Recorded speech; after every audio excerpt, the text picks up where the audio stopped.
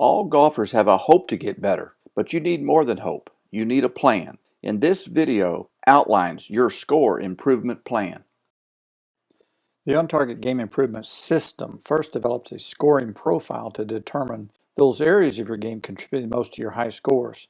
This is done by tracking the shots you hit on the course in 4 areas: driving, approach shots, the short game shots around the green, and your putting. Golf is 4 games in one, and your scoring profile objectively measures and compares your skill scores in those 4 games and identifies your strengths and weaknesses. Now first let's look at your driving performance in both distance and accuracy. The distance you hit with your best drives is good enough to score well. You don't necessarily need to hit your best drive better, just more often.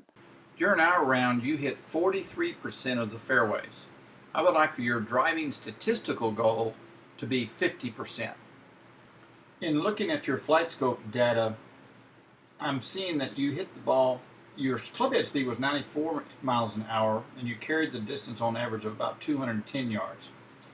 And with that club head speed, you should be able to carry it further than that. One of the things that's preventing it is that your spin rate was 5,100, so you have a lot of spin coming off the ball. The pros are under 3,000, so you're losing at least 20 yards because of your spin rate. One of the things that's contributing to the high spin is that you hit down on your drives 2.5 degrees, and you want to hit up on the drive about 2.5 degrees. So you need to make a 5-degree change in your swing so that you make contact with the ball with an ascending arc instead of a descending arc.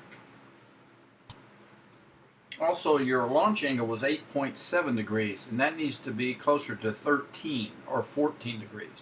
And by swinging up on it, not only will you lower your spin rate, but you will also increase your launch angle, both of which will give you more distance. Also, by lowering your spin rate, you will have less left and right curvature, which allows you to hit more fairways. Now let's look at your approach shot performance. During the round, we hit approach shots only from the fairway, and the majority of shots were from 150 yards or closer. During your round, you hit 29% of the greens from the fairway. And this is an area that you could improve your score if you could hit more greens. I would like for your statistical goal for approach shots to hit 50% of the greens. Now let's look at your chip and pitch shot performance. Golf is about hitting targets. With driving, your target is the fairway. With approach shots, your target is the green.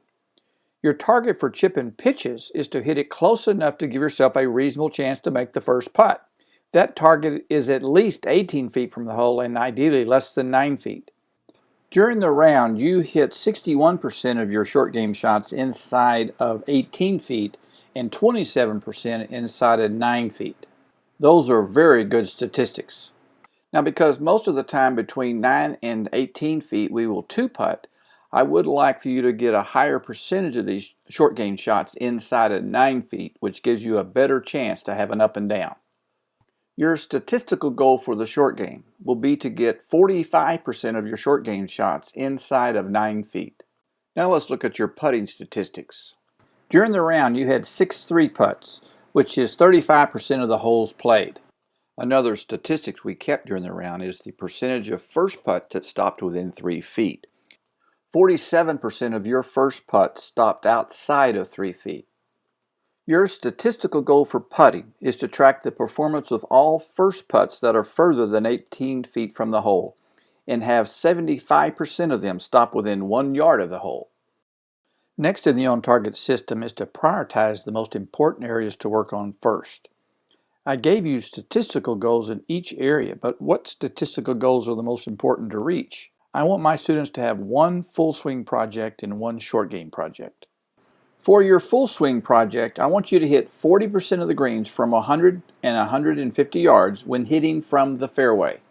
One of the benefits of attending the school is you received a 1-year membership to the On-Target Golf Association, which gives you access to Power Tracker, which makes keeping this statistic very easy.